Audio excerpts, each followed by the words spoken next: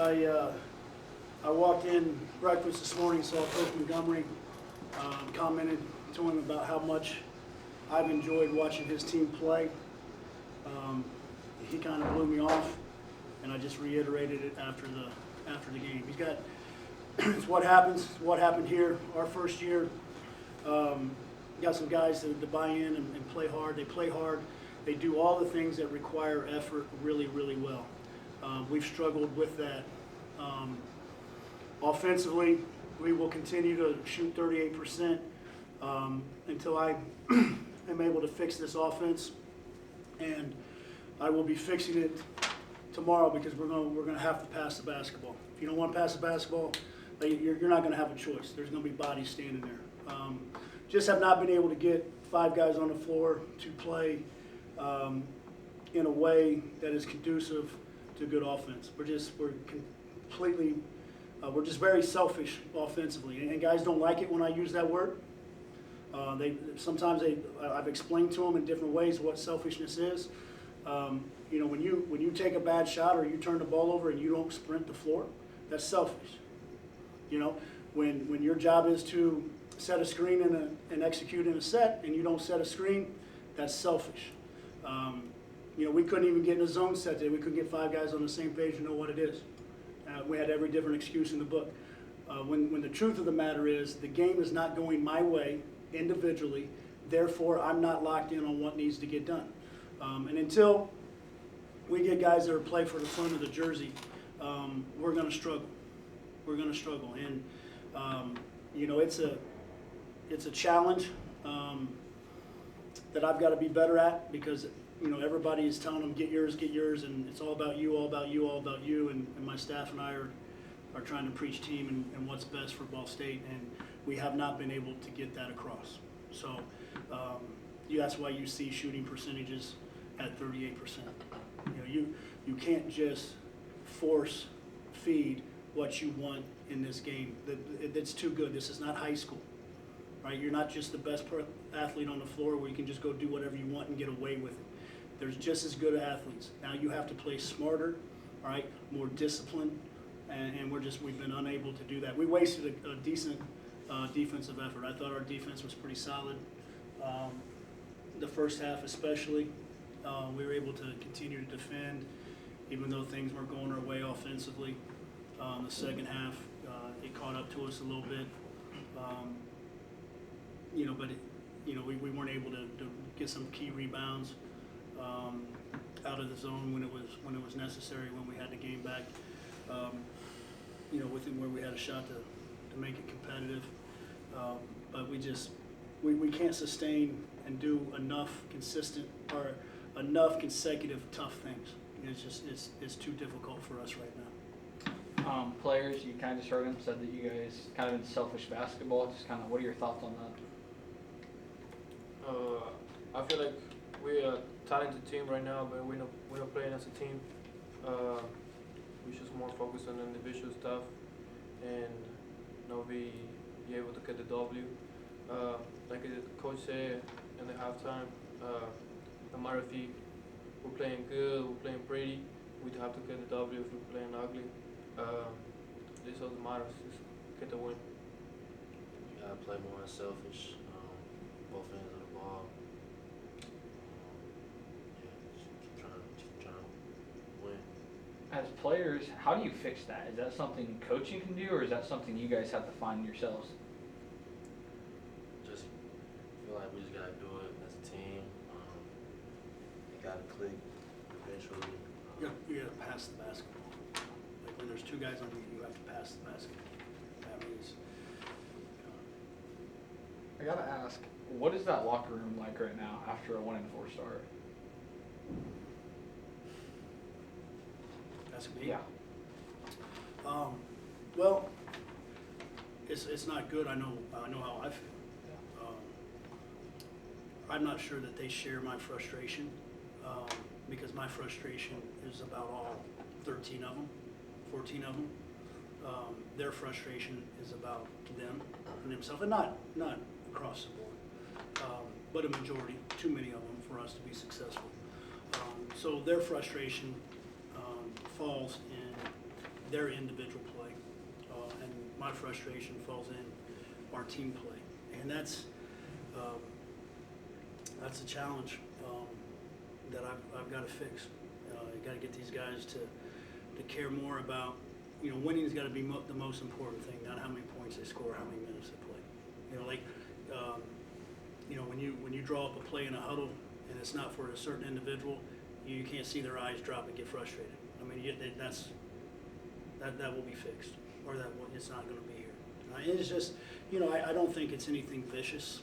I just think it's what's been allowed, and so we got to be able to fix it. I've got to be a better leader in that standpoint, where that stuff is not even thought about as a reaction. And then some guys just got to step up and understand, truly what this game is all about. And this game will give you and provide you with everything that you want if you play it with respect, and it's a team game. If you want to be about your stats and your score, like, go play tennis or golf. Is that something you've seen a lot, guys dropping their eyes when, like, a play's not for them? It's happened too many times. We get frustrated with, we miss a shot and we get frustrated, we jog back. We don't get frustrated when we get scored on. We don't get frustrated when our teammate gets scored on 3 straight times. It's just a mentality that has to change so we can win some basketball games. If the mentality doesn't change, we're not going to win. Are you seeing this selfishness in practice, or is it mainly just in games? It's more so in games. We'll run some pretty crisp stuff offensively, and you're like, okay, this was a good day. Some guys are starting to figure it out, but there's nobody in there, right? There's nobody watching. There's no TV on. There's no people, no friends, no parents, no family in the stands. And so I've got to do a much better job of fixing that. Yeah, Coach, we talk about this selfishness a lot. Moving forward in game-wise, I guess, what would you like to see change? You talk about passing, but what would you like to see change from the guys to kind of fix that selfishness we're seeing on I would offense? like a more concerted, focused approach on the defensive end. I thought we took a step there tonight. I did think that was better. I thought we played hard. The first half, I thought we played hard on both ends of the floor. Just on one end, it was just going 100 miles an hour, on us. I mean, how many times we just drive into 2 people, lose them? We had 11 turnovers at half. Like, it's ridiculous. And they're not a pressure team. They're just sitting in gaps. And if you won't be unselfish enough to cut, because you want to stand there and demand the basketball, then there's no gap to drive. So when guys do drive, your man's just sitting in the help. And so the couple times that we did move the ball and get a proper cut, we got an open 3. You cut one down the lane, got a layup. There were some good things, but there's not enough consistency to it. And that's what we have to change. But I would like just an overall competitive spirit to win, and to win for Ball State. Yeah, and then for the players, Coach just kind of talked about it there. Zach and I talked about it during the game. There's flashes, like watching you guys, where it looks like you guys could be a tough team. What do you think that those kind of key pieces are for you guys to kind of put together to start winning games? We just gotta do it more consistently. We have moments in the game where we lock in and get stops. Moments in the game where we swing one more and get good shots. But it's gotta be something that comes to us, something that we just do, not just a few times at the game. Yeah, like Mickey said, we have to be more consistent in defensive end and offensive end, sharing the ball, and we got to share more ball and just be able to put the team first. Coach, you got a 5-game road trip coming up. Do you think this will be a good opportunity to maybe work on those things you were talking about? When we get back from Florida, it'll be a good opportunity. And we have 1 game a week. Yeah. So we're going to have 20 days of practice and 3 games. Yeah. So.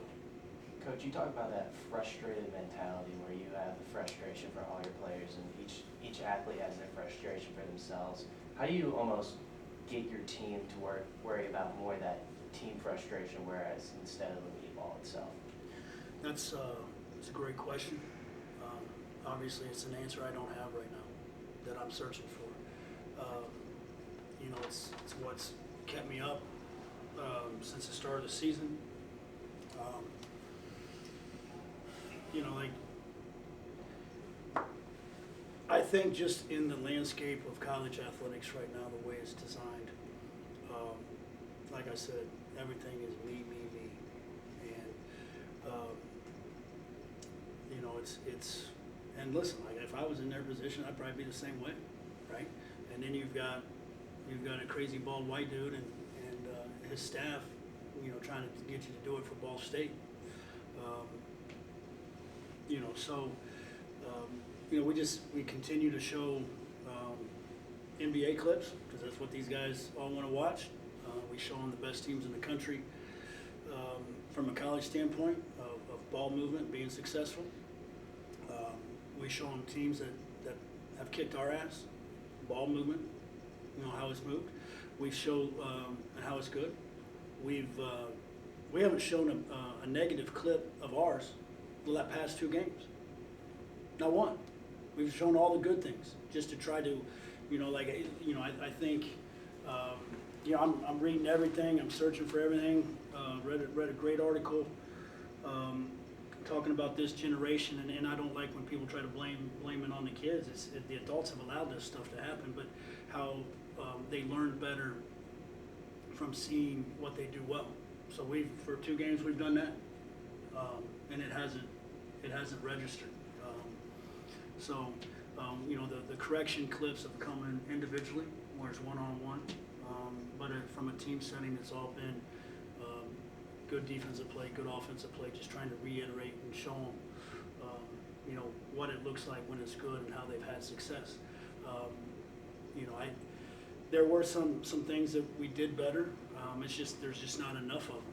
And then when you get in a game like that where it's down to possessions, you can't have mistakes, and we just make too many mistakes. Where we 15 turnovers.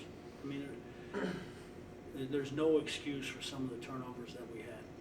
I mean, there's just no excuse. It's not like you got trapped. It's not like they were pressured. There's no excuse. When you have the ball, you're in control. And you know, it's not like we just threw the ball away. You know, it's just over dribbling into crowds. You know, just things that. And if selfish is not the right term, I apologize. I don't know another adjective to explain some of our play and our mistakes.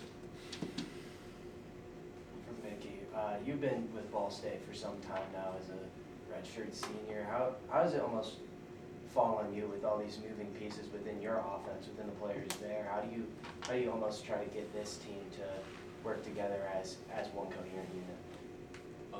Just I gotta be better as a leader, better when things aren't going my way. Knowing that, you know what I'm saying, I'm the older guy on the team, they look to me, so some of that type of stuff, and just trying to keep the guys together. We going through a rough patch right now. We searching for a win, so I mean, we just gotta keep going, keep trying to fix the things that we need to fix. Yeah, it starts with our leaders, me and P, Ethan. So yeah, we're just trying to turn it around. Coach, you guys have quite a few upperclassmen on this team. Are you surprised to see how many guys are being selfish with that stat? I don't think upperclassmen or anything have anything to do with it. You know, I think just the number of, you know, and it's like I'm not calling individuals out, but you just look at the number of guys that have worn multiple jerseys on our team. What is their affiliation? What is their connectedness to Ball State or any school for that matter, right? And so that's where I've got to be do a better job, my job better. I'm getting these guys more connected and being, you know, whether you're here for 9 months or 4 years, like you're not renting this jersey. Like you're not entitled to anything here. Like I owe like we're going to celebrate the 2000 NCAA tournament team in February. Like I owe it to those guys for these guys to play the right way. I mean, they didn't play that way, you know, but you had a bunch of guys in there that were committed to this university for a long period of time. And listen, it's not a Ball State issue. It's across the country. Like, I talk to coaches every day, and we're all dealing with the same thing. Which, you know, what pisses me off right now is there's some other guys that are finding the answers, you know, and solving the problem much quicker than my staff and I are. And so that's where I got to be better. But I do think it's not old youth, anything like that. Like, listen, man, I think, you know, J. Anthony Bearden's redshirting. I think he's got a bright future. Like, he's a competitive dude. He's motored up. Like, he's just physically, he's not ready for this, right? Because of the older guys that they're competing against. T.J. Birch has a really bright future. He's got to continue to learn how to play the right way. He got himself in some problem. He got exposed tonight. Well, welcome to scouting reports, right? That's what happens. But he's motored up. He's competitive. Like, he's got some juice to him. You know, you saw Joey Hart in the lineup tonight. I think he's got a high ceiling as a player. Like, you know, I think when you have guys like that, you got to throw them in. I mean, we were 1-3, right? So it's not like we're just ripping off wins. So you're searching to try how can we be the best version of ourselves, you know, as we get into conference play and deep into conference play. So we're searching. I guess to follow up on that is you kind of brought it up with how easy it is to transfer and stuff like that. Guys only being here for one season. How hard is it for a coach to get a player to buy into a university when they might not be here a long time? Well, I think each person is different. I don't think you just throw it in as a whole group, because I think each individual's makeup is a little bit different. Okay, and so, you know, we've got to just continue to teach and show, you know, what winning looks like. And obviously what we're doing right now is not what winning looks like. And, you know, these guys got a lot of different things going on. They got things coming at them in every which way. And they gotta remember why they play the game. Like, they didn't start playing the game for, you know, any of the stuff that's going on. They played the game because they love it and they got joy, all right? And if anybody is in their life that is trying to steal that joy from playing the game of basketball, then they've got to separate themselves from that for the time being. Just get back to enjoying to play the game, because the game is a team game, and that's what you fell in love with. You know, obviously you're good at it, but you got to get back and find the joy of playing the game. All right, thanks everyone.